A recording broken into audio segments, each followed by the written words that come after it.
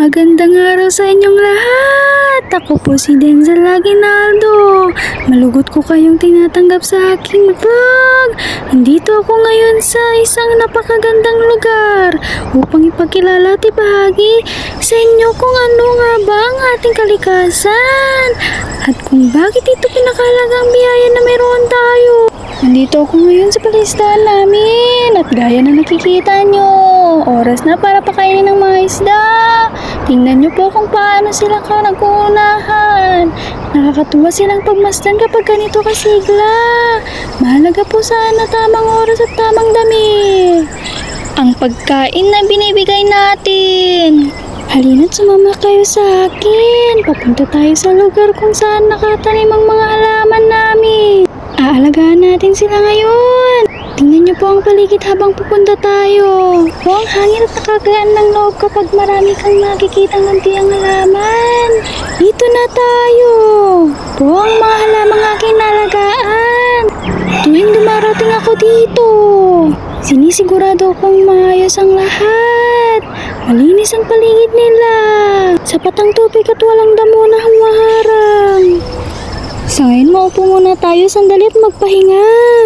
Gaya ng nakikita nyo, meron akong hawak na walis ngayon. Tuturuan ko kayo kung paano ang simpleng pagwawalis ay malaking tulong para ingatan ang ating kalikasan.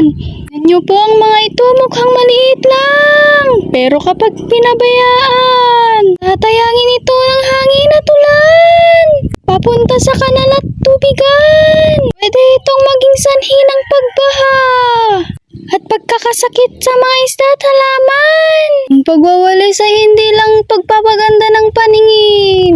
Ito ay paraan ng pagpapakita na may malasakit tayo sa ating paligid.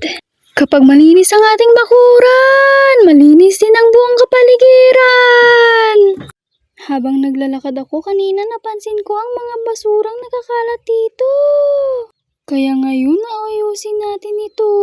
Pag-uusapan kung bakit napakahalaga ng simpleng pagpupulot. Tignan niyo po ang mga ito. Akala ng iba ay maliit na bagay lang ito. Hindi mahalaga.